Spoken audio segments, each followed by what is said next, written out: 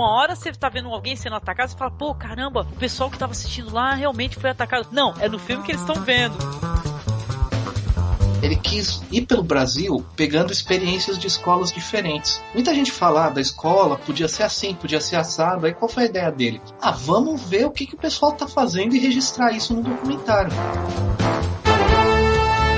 E por consequência, as mulheres começaram a ingressar de novo no mercado de trabalho e não saíram mais. Então a mulher começou a se ter voz ativa de novo na sociedade inglesa a partir dessa greve.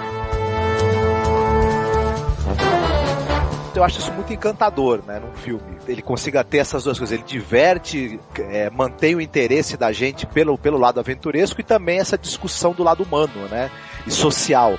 Isso é uma coisa que é maravilhosa. Além de cinematograficamente ser um desbunde, né. Você está escutando o Masmorracast.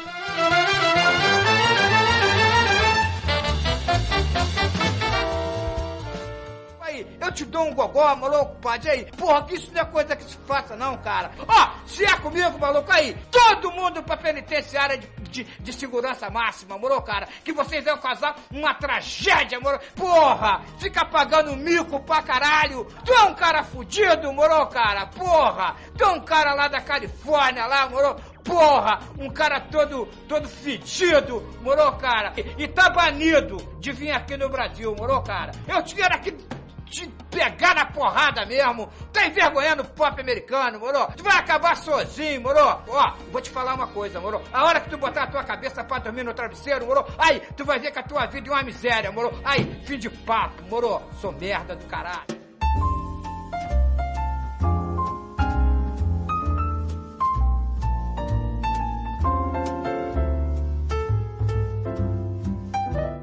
Olá, ouvinte! Estamos aqui de volta com o nosso podcast do mês do horror, aqui na Masmorra. E hoje o bate-papo será sobre uma polêmica. Uma pseudo-polêmica, né? Vamos lá. Mas uma polêmica aí que foi gerada aí no mês de julho, quando um crítico resolveu criar um subgênero. Então o crítico aí resolveu falar que existe um gênero, falou que alguns filmes se encontram dentro desse gênero, falou que o nome do gênero é pós-horror, né? Aqui no Brasil a gente acho que até utiliza uma outra, né? A gente chama de pós-terror, né? Pra mencionar essa polêmica dele.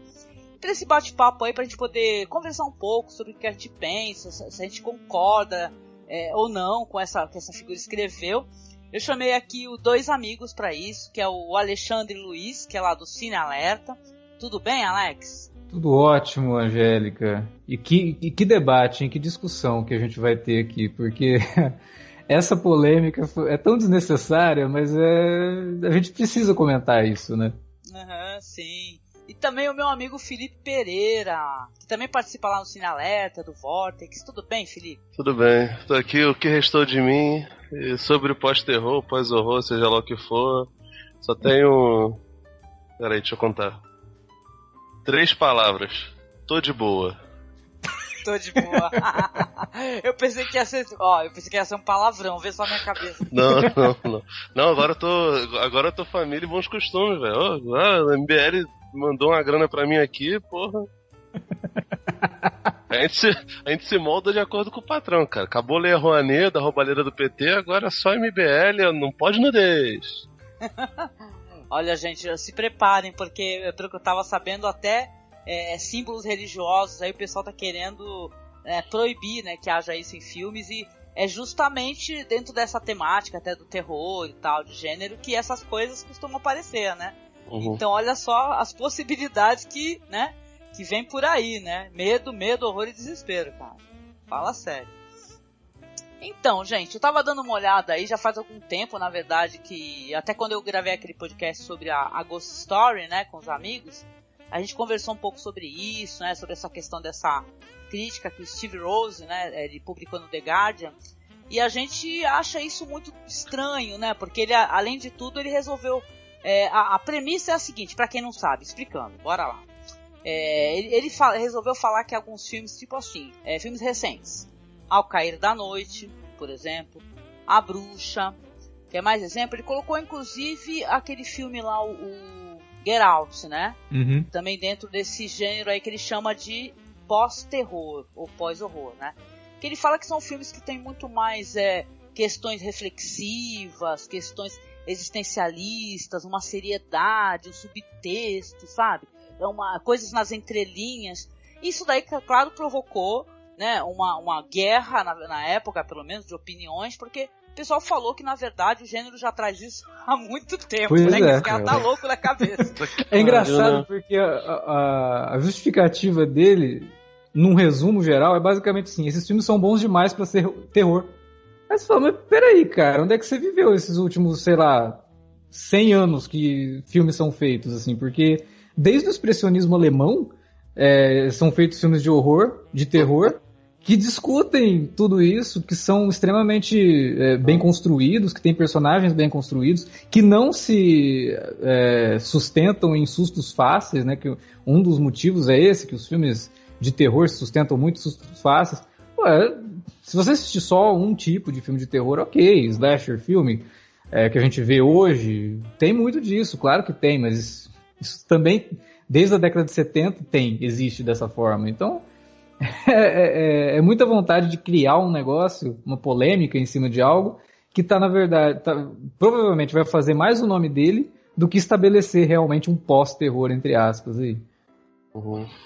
Eu vou apresentar qualquer dia pra ele um cara chamado Murnau, que fez um filme chamado Nosferatu, que por acaso é terror e por acaso é só uma das masterpieces do cinema, né? Mas, cara, é por isso que eu falo que eu tô de boa, porque realmente a coisa não tem muito pra onde ir, cara.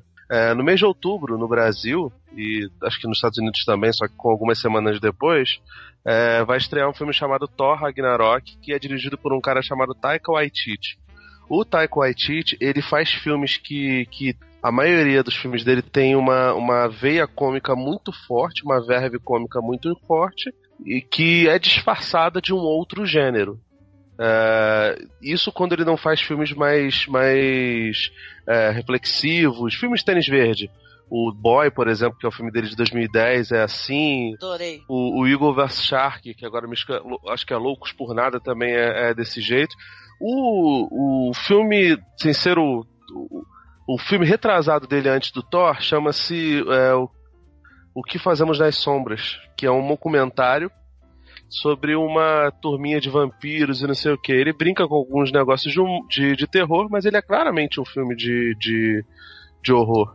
E nem por isso a gente acha que o Taika Waititi é um pós-cineasta, é um cara que só faz filmes pós algum gênero desse. Não, cara, ele é simplesmente um sujeito que... A palavra pós tá estranha nesse contexto também, até os filmes que ele enumerou aqui, que ele colocou também aquele filme do Olivier Assayas, né, o Personal Shopper, né, e tal, cara, pós é tipo assim, como se estivesse contrariando algo, na verdade, isso é estranho, né? Não. Até o nome, o subgênero que ele inventou é bizarro também, não tem nada a ver.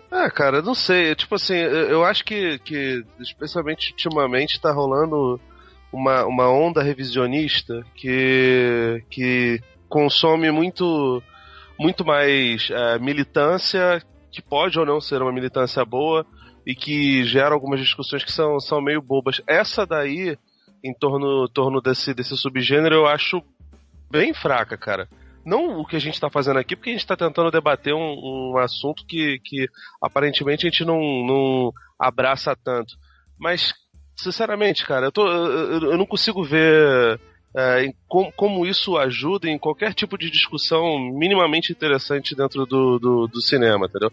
Me parece muito mais uma tentativa de deixar uma marca aí para as pessoas e causar polêmica e mexer com causar burburinho do que qualquer outra coisa. Porque, cara... É que nem aquele lance do vulgar alterismo também, que agora também tá sendo... Agora não, pior que acho que agora a vez é do pós-horror, tá ligado? Tipo... Sempre tem, né? De 3 em 3 vezes tem um termo novo, escroto, que, nossa, vamos aqui discutir, gastar todo o nosso tempo. Não, velho, vamos discutir os filmes. Exatamente. Sabe uma coisa que é interessante a gente colocar aqui? Porque tu é crítico de cinema, né, Felipe? O Alex, eu não sou crítica, pelo menos não me considero crítico. Não sei se o Alex é crítico e tal. Eu não tenho esse curso assim, tipo assim, não posso falar que eu sou crítica de cinema, né? Tanto que eu não gosto de dar nota pra nada, diga-se de passagem. Eu sou uma cinéfila que gosta de conversar sobre cinema. Agora, muita gente pega a crítica de cinema, a crítica, seja, ainda mais olha o tamanho que é um The Guardian, saca? E o pessoal pega isso daí como certo e tal, são palavras de alguém que tá já conversando sobre cinema, já tem outras análises, outras críticas. Então a crítica influencia o espectador, entendeu? Pode até, de repente, não sei se influencia tanto assim, mas influencia um pouco, nem que seja, né? E bem ou mal, quando o pessoal leu essa crítica, eu achei interessante as pessoas que resolverem conversar sobre isso, escrever texto, colocar sua opinião, até porque o gênero, ele tem sim um quê de preconceito até dentro da crítica, entendeu? Tem muita gente que eu converso e conheço que não gosta, entendeu? Que acha o terror, o horror e tal, uma coisa idiota, o slasher imbecil, entendeu? E sabe, nivela tudo, sabe, de um jeito só, com um material inexistente de valor. E eu sempre achei isso daí muito errado, sabe, Alex? E na verdade, existe um preconceito com o filme de gênero em si, né? Existe preconceito com comédia, existe preconceito com ação. Eu até brinquei com o Felipe esses dias. Eu pegar um filme como O Exterminador do Futuro 2, que é um filme de ação espetacular. Até hoje ele é, pra mim, pelo menos, imbatível. Aí nós vamos chamar ele de pós-filme de ação, porque ele é bom demais pra ser um filme de ação, né?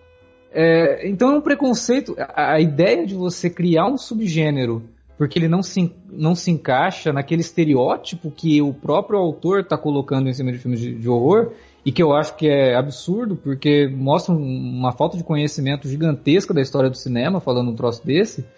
É isso, sabe? É demonstrar realmente que o cara tem preconceito. Então vamos criar aqui um subgênero, algo que fique com uma cara assim mais intelectual, para poder...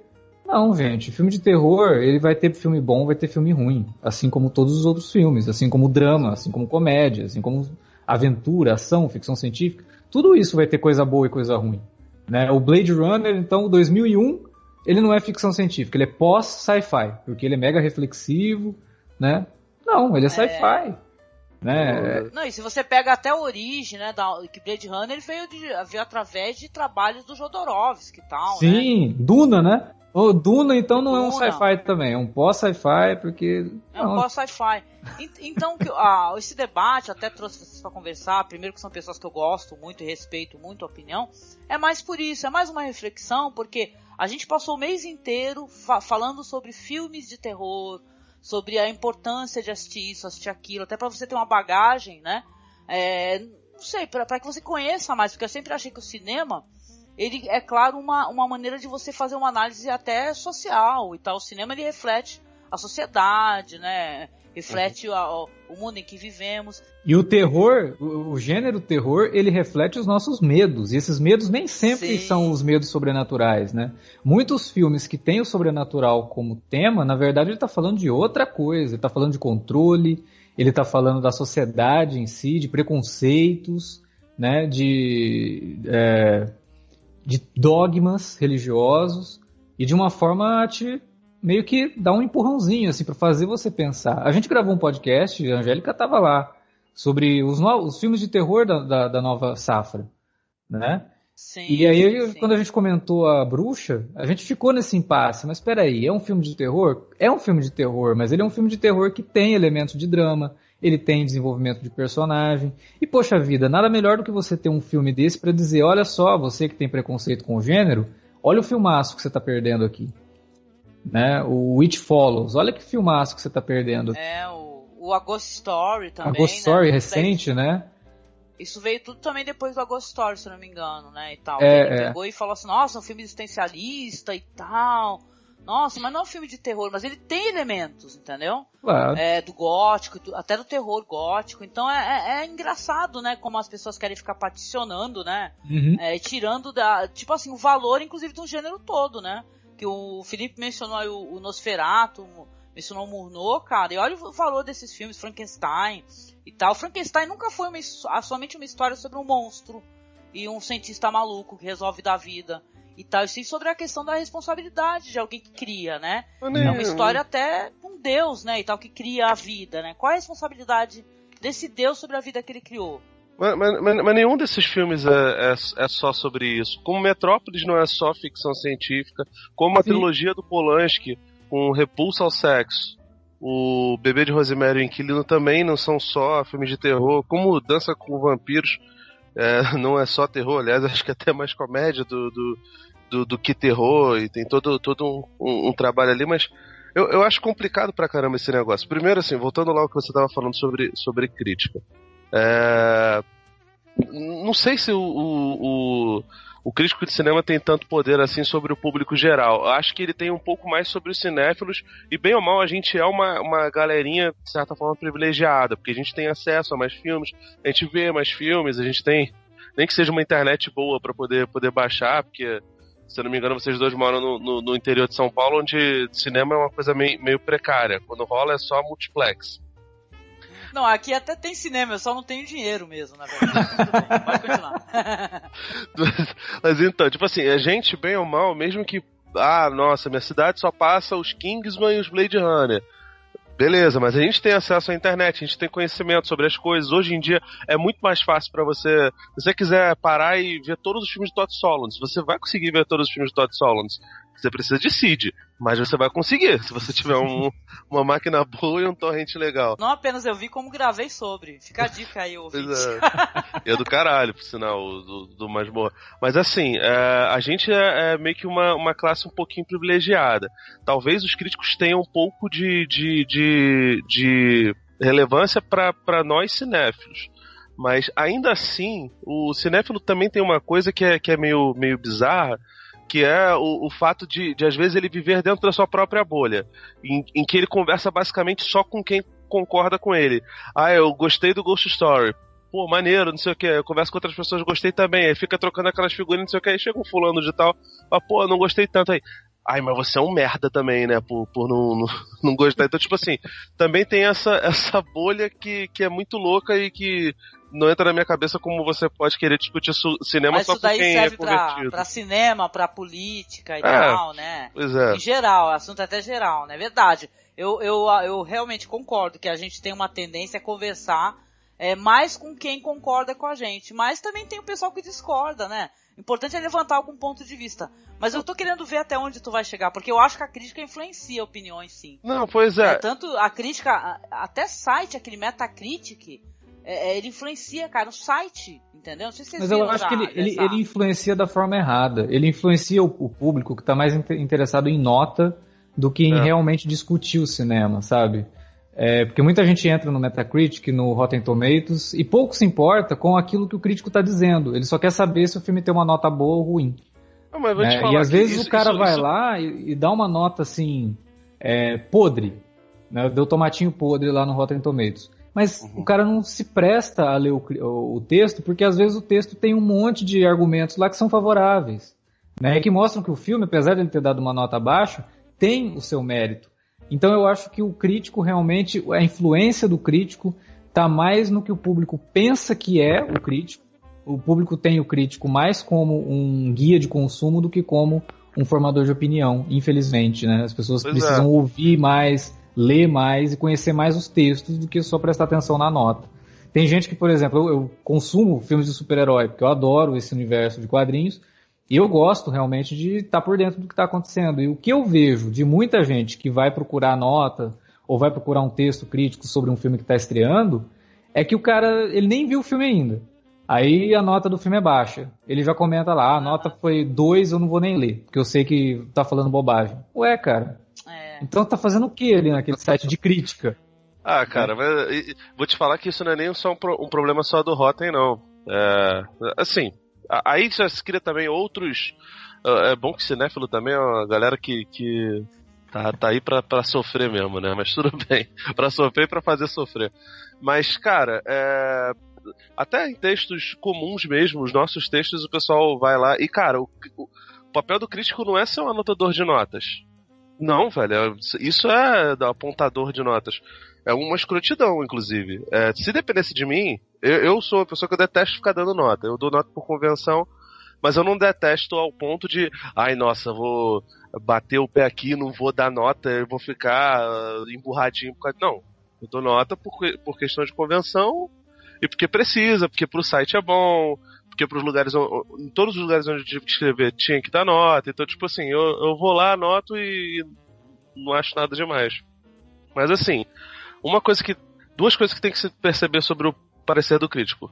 É esse primeiro que eu falei, de que mostrar nota não necessariamente é crítica, qualquer pessoa dá nota, e você não precisa supervalorizar a nota. Nota é um negócio que pode mudar de acordo com a visualização do filme, com revisão e esse negócio todo. E segundo, crítico, filósofo, sociólogo, estudioso, nenhum pode ser palavra de autoridade. Não existe isso. O ad hominem não pode funcionar para nenhum dos dois lados. Nem você tem uma autoridade suprema sobre algo, e também não existe nenhuma palavra ou emissão de opinião que deva ser imediatamente ignorada ou suprimida só porque o seu gosto não bate com o do outro. Então, tipo, o fulano de tal inventou esse negócio de pós-terror. Ah, não, ele é uma autoridade, ele estudou não sei o que, viu tantos filmes. Cara, ótimo. Foda-se também. Grandes merdas. Por exemplo, o Aronofsky agora lançou o Mãe, e o filme foi vaiado em Cannes. O pessoal já quando veio pra cá pro Brasil, já deu, é uma merda! Porra, foi vaiado em Cannes, não sei o que. Foi... Beleza, cara. Pulp Fiction também foi vaiado em Cannes. Por causa disso, Pulp Fiction é uma merda também. Pulp Fiction não é um clássico do cinema. E eu não tô falando que é necessariamente bom. E isso dialoga com a pessoa de maneiras mil, entendeu? Mas não existe palavra de autoridade dentro da crítica. E esse negócio de nota também é um negócio que as pessoas deveriam, não sei se abolir, mas deveriam ficar, sabe, tirar um pouquinho do acelerador e ficar de boa, entendeu? Então, o fato do sujeito ter falado isso não significa que é uma palavra absoluta e que a partir de agora a gente vai ter que mudar lá as gôndolas da Americanas ou das locadoras, filme de terror, filme de suspense, filme de tubarão e filme de pós-terror. Não vai ter gôndola nova, não. Fica de boa, não vai ter gôndola nova. Com certeza. Não, eu concordo com tudo que tu tá falando, Felipe, entendeu? Mas não deixa de ser uma discussão válida de qualquer jeito, entendeu? Você poder falar, você usar às vezes até uma abordagem de alguém e tal, que você não concorda, né? No caso, quando eu fiquei sabendo, eu falei, eita, que porra é essa? E depois tu pegar e conversar um pouco sobre, né? Porque a relevância tá em você poder conversar. Porque, é claro, a gente não sei, não me interessa, eu não conheço esse crítico pessoalmente. Eu coloquei essa questão da crítica em si, porque, bem, as pessoas levam em consideração a crítica. Eu não levo. Aliás, por sinal, eu faço o possível para não ler críticas nenhuma se eu quero assistir um filme. Entendeu? Aliás, inclusive não ver trailers. Eu estou fazendo isso agora para poder ter uma experiência em que eu possa ter a minha opinião e depois aí eu vou ler um texto e tal, fazer alguma coisa, né? Mas tem muita gente que faz. Às vezes eu coloco assim no Facebook, só para compartilhar uma experiência, né? Eu coloco no Facebook assim, pô, tem aquele negócio que você vai e coloca o filme que você tá assistindo, né? Pô, eu tô assistindo o filme ainda. Aí aparece aí, é bom? Só, cara. Meu. Eu já evito, cara. Eu só boto isso quando eu, tipo, tô indo pra cabine de imprensa. Aí eu falo, pô, vou causar inveja nas inimigas. Aí, mentira, não tem inimiga não. Mas eu vou lá pra causar inveja nos brother. Aí eu coloco lá, indo ver Thor. Só que como eu tô indo pra porra da sessão, quando eu entro lá, boto no modo avião, eu só vou ver depois. E aí vem aquele desespero, as pessoas, vem 800 pessoas no meu privado, caramba, é bom, não sei o que. Eu falei, velho, calma, tipo, esse não é o atual, o melhor filme do mundo da semana. Fica tranquilo. Ou, tipo, vou botando pilha. O Alex, por exemplo, fica nervoso com isso. O caso clássico lá do BVS, do Batman vs Superman, quando eu saí, eu falei, o Snyder errou pouco. Não durou nem durou quanto tempo, Alex? 10 horas? 6 horas, acho que foi 6 horas essa opinião. Eu fui rever quando o a gente filme gravou. Eu fui rever o filme de novo, cara. Caralho, que merda, não sei o que. E já tava publicado o texto, não sei o que. Pior que, tipo assim, eu fui ver, realmente eu fui mais severo no texto do que na opinião emitida após cabine, entendeu? Na dúvida, evita, Angélica, porque o nego vai perguntar, vai ficar animado, e aí, tipo, tem nem como condenar essas pessoas. Eu vou assumir que eu gosto muito do Buzz, cara, né? Porque como a gente tem podcast, eu tô sempre querendo... Eu sou alguém que tá sempre tentando arrastar os outros pra poder assistir algum filme de terror, entendeu? Essa sou eu, né? A criatura da locadora que fica pegando os VHS, né? E fala, cara, vê isso, entendeu? Essa sou eu, né? E tal. Aí às vezes eu, tipo assim, dá uma certa preguiça, mas eu gosto dessa dessa vibe de conversar sobre cinema e tal. Mas eu acho muito nocivo, eu sempre achei, você colocar assim, você falar, e aí, o que tu achou? Aí quer dizer que vai depender da minha opinião, da minha subjetividade, do meu olhar pra você assistir? Não. Eu prefiro muito que as pessoas vão assistir pra poder conversar comigo depois e tal. Falar assim, pô, e aí, eu achei isso, não sei o quê. Eu não tenho problema com críticas negativas de coisas que eu gosto. Desde que ela tenha coisas a acrescentar, né, a discussão. Você tinha comentado de texto, você não lê antes de assistir aos filmes e tal, mas essa é a postura realmente. Como a gente grava podcast, eu evito ler qualquer coisa, a não ser o que não dá pra evitar. Por exemplo, passa na minha timeline alguém comentando sobre tal filme aí, né?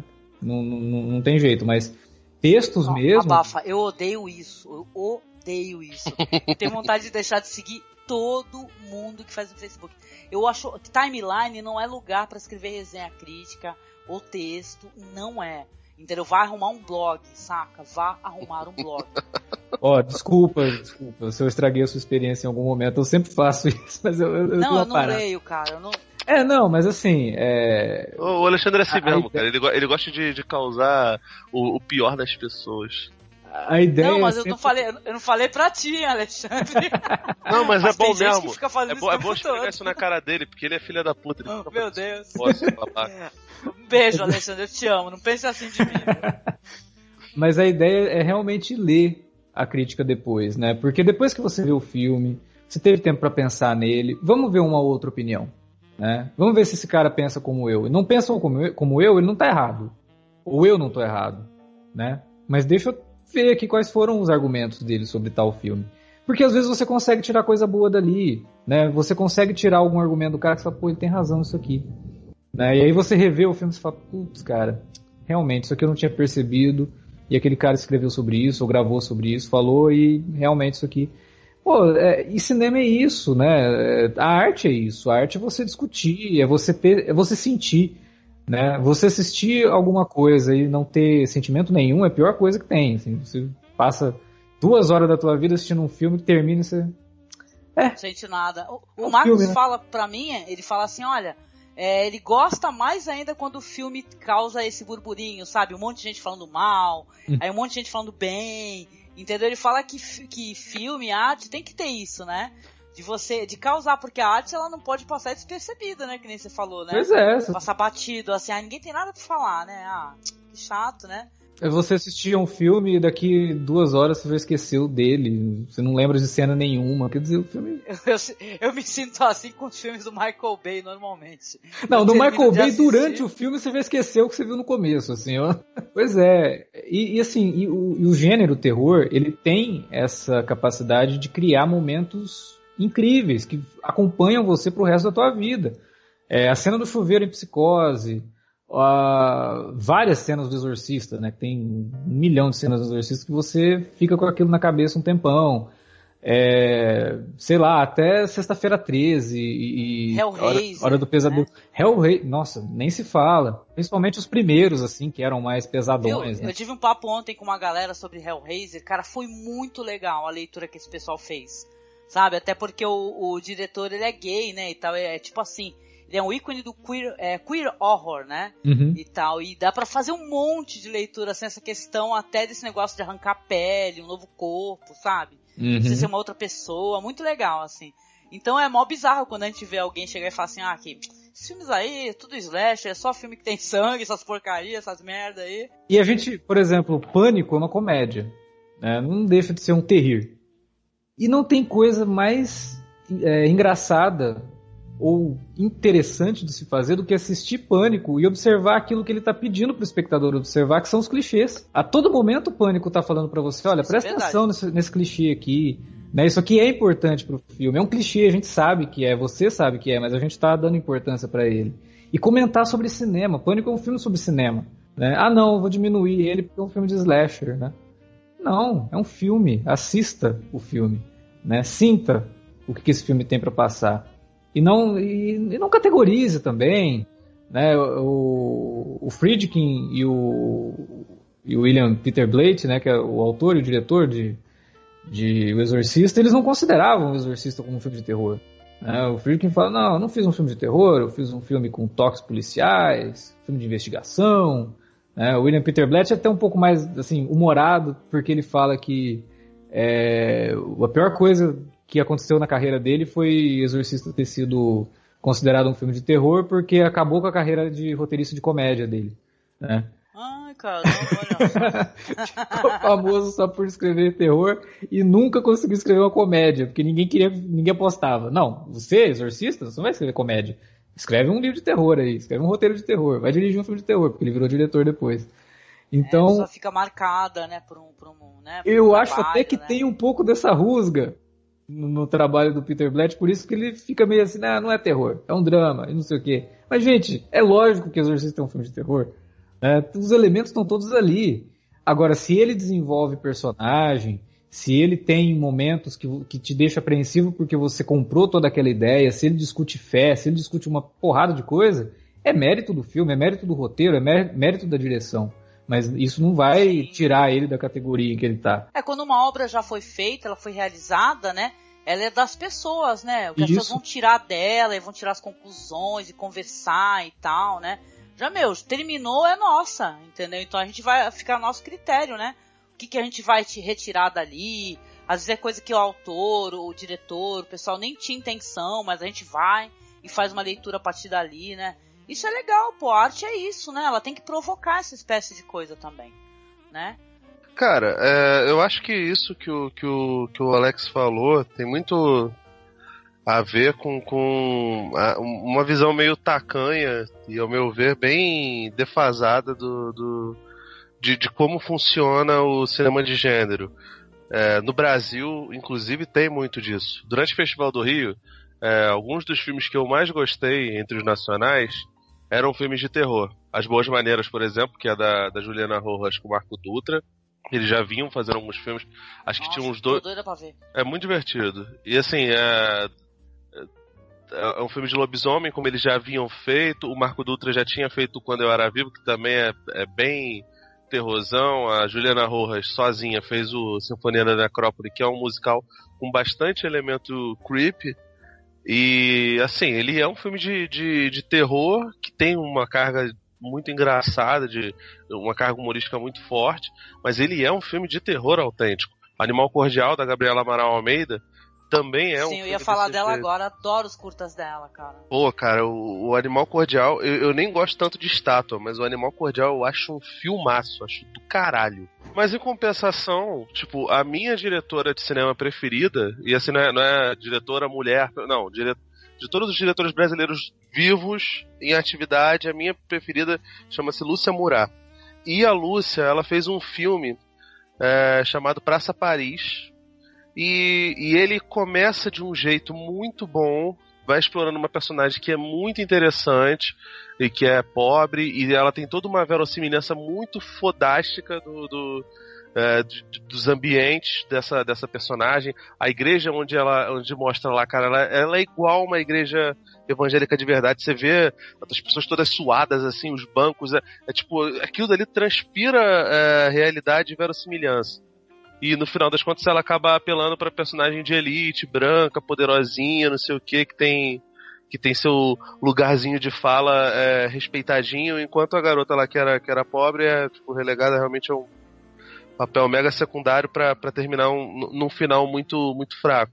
E esse filme, ele é roteirizado pelo Rafael Montes, que é um escritor, agora é roteirista de TV e roteirista de cinema agora também, né?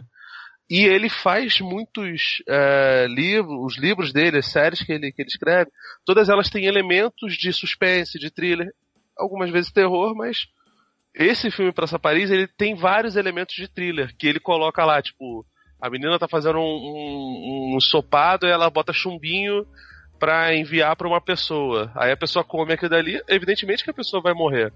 Mas, tipo, ela simplesmente ignora aqueles elementos de thriller e vai deixando passar, sabe? E depois eu vi a entrevista dela, o debate dela, e ela falou, algumas coisas a gente resolveu deixar só ali sugeridos, mas no final preferi botar a minha visão sobre a coisa. A gente tem que respeitar, evidentemente, o diretor, porque ele é a pessoa que está comandando no caso a diretora, é a pessoa que está comandando a coisa, mas claramente ali eu percebi, cara, tipo, a Lúcia realmente não quis colocar no cinema dela uma coisa de gênero. E acredito eu que isso tem a ver, talvez, não sei se é o caso da Lúcia necessariamente, mas como eu vejo muito diretor antigo fazendo isso, tem a ver um pouco com o medo de ser taxado como um cara que faz gênero. O Hitchcock mesmo detestava quando as pessoas falavam que Psicose era um filme de terror. Não, é suspense, foda-se, não sei o quê, tipo... É por isso que eu gosto dos que se assumem fãs francamente, sabe? A Gabriela Amaral de Almeida que tu mencionou, o trabalho dela lá de faculdade, né, final, como é que chama? TCC, né? Foi sobre Stephen King, cara. Entendeu? Foi sobre Stephen King. É tipo uma fã hard do bagulho, né? Então, a que você mencionou aí, a maravilhosa é a Juliana Rojas, né? O Marco Dutra, né? Pô, eu gosto pra caramba desses diretores e diretoras brasileiros. E são pessoas que se assumem mesmo, que fazem o gênero e que o gênero tem valor, né? Olha o valor de Trabalhar Cansa, cara. Que é um filme incrível, né? Trabalhar Cansa, que contando a história ali de uma micro, uma sociedade e tal, um armazenzinho, um mercadinho. Olha o que eles vão falar de trabalho e tal, né? Das relações profissionais, do medo, da superstição. Então, né? É muito legal mesmo. Isso não quer dizer assim que o cineasta que é velho, entre aspas, né, que tem mais idade, não necessariamente tem medo disso. O nosso querido Mujica é um mestre do cinema, é um dos maiores cineastas que eu vi, e ele é tranquilamente ligado ao horror, sabe? E não tem vergonha nenhuma disso, mas infelizmente eu acho que ainda existe um ranço disso. E se isso acontece com um cineasta, é natural que isso se passe pra crítica e passe pros cinéfilos, entendeu? Então, eu acho que tem que ter uma renovação de mente mesmo, de todo mundo, sabe? Pra perceber que o gênero não limita absolutamente nada. O gênero é só uma classificação. Um filme é bom ou é ruim de acordo com as qualidades que ele se dispõe a ter. Não... É só pra facilitar, né, Felipe? Na verdade, às vezes você coloca no gênero mais pra facilitar, de alguma maneira. Eu vejo assim, né? E tal, é filme policial e tal. Não é pra categorizar que o filme é apenas isso. Até porque todos os gêneros, eu acho que eles têm influência de outros gêneros também, né? Sim. São grupos dentro de grupos, né? É pra ficar mais fácil de encontrar na prateleira da Americanas, da Saraiva, de tudo isso aí que o Felipe tinha falado lá no começo. Sim, exatamente. Mas assim, eu não acho tudo indigno não do que o cara falou em relação ao pós-horror. Acho que a grande parte da filosofia que ele propõe ali, da discussão que ele propõe, é boa, mas também tem coisas ali meio despropositadas. Mas é que tá, seria legal se ele propusesse uma discussão, né? Quando, tem uma diferença entre tu colocar um ponto final, né? Você fazer uma afirmação, e quando você coloca uma interrogação, o que você acha disso, né? E tal, né? Mas bom, ele conseguiu o que ele queria, né? Que era causar, e fez um monte de gente conversar sobre isso, né? E tal. No final de contas, eu acho que isso aí tem um saldo positivo, sabe? Na verdade, quando você pega assim uma discussão, e através dessa discussão o pessoal vai falar sobre gênero e tal, isso é bom. Né, eu penso né? Por mais ruim que seja alguém tentar ficar notório, né, através de considerações que são meio idiotas, imbecis, no final de contas.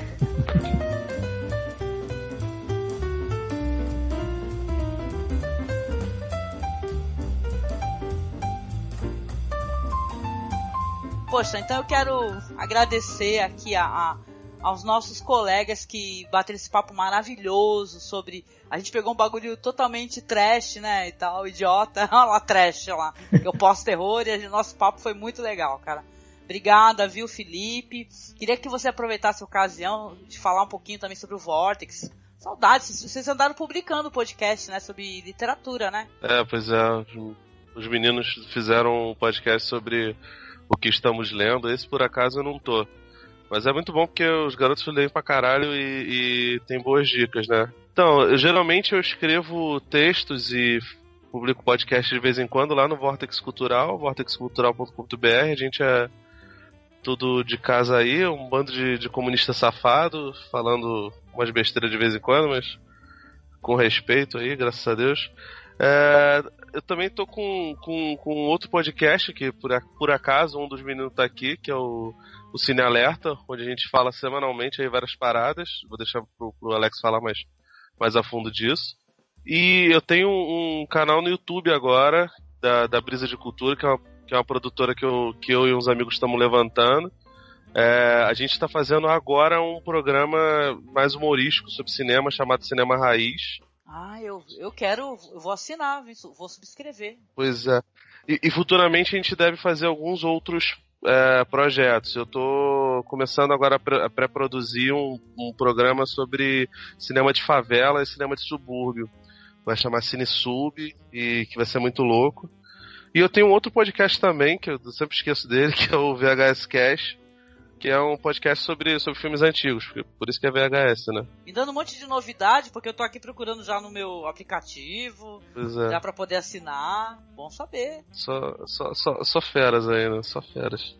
Tá certo. Tu é muito ativo, né, Felipe? Pô, graças a Deus, né? Foi um prazer, sempre prazer conversar contigo. Conversar com o Alex também, né? Toda semana a gente faz isso. Normalmente a gente faz nu, mas dessa vez eu tô vestido. Oh, meu Deus. Pouco. Tá vestido, tá frio, né? O tempo mudou. Não. Tá mais, né? Tá foda. Mas é isso, foi um prazer conversar contigo. Obrigada, Felipe, muito obrigado. Um prazer também, viu? Sempre falar com você, viu? Obrigadão. E agradecer também ao meu amigo Alex Luiz, cara, que é lá do Cine Alerta, um podcast que eu gosto tanto, muito bom poder falar contigo.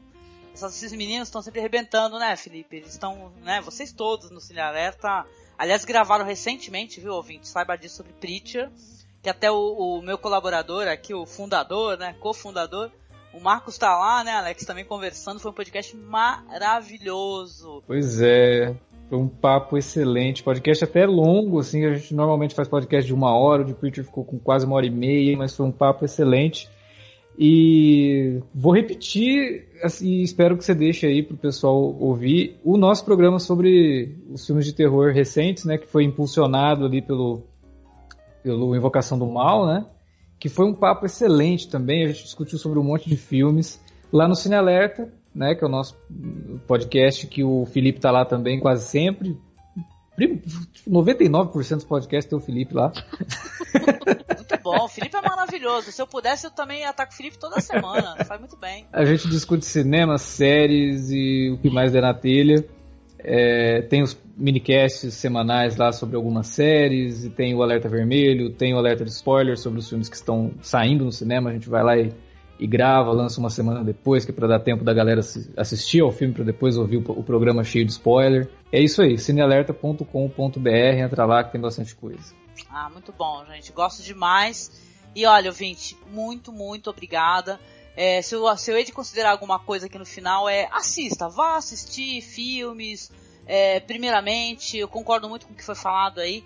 Não leiam críticas antes, ou leia, mas eu não gosto de spoiler, então às vezes influencia um pouco, na verdade, ter a opinião de outra pessoa. Então vá assistir seus filmes, suas séries e tal, depois leia suas críticas.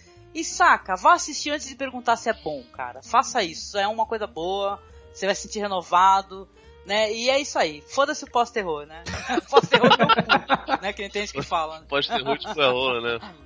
Pós-terror é meu pau de óculos. Eu não posso falar isso que não tenho pau, né? Óculos sim, mas não tenho pau, então tá bom. Termina o podcast com um monte de palavrão aqui, gente. Então é isso, gente. Olha, muito obrigada. Não deixe de seguir lá a nossa página, curtir a nossa página lá no Facebook, tá? Que é facebook.com/cinemasmorra.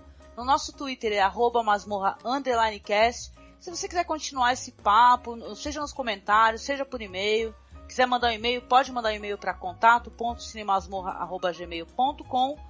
Beijão, e a gente continua aí com o nosso podcast do mês do horror até chegar no fechamento, né? Que vai ser o nosso especial de cinema doméstico.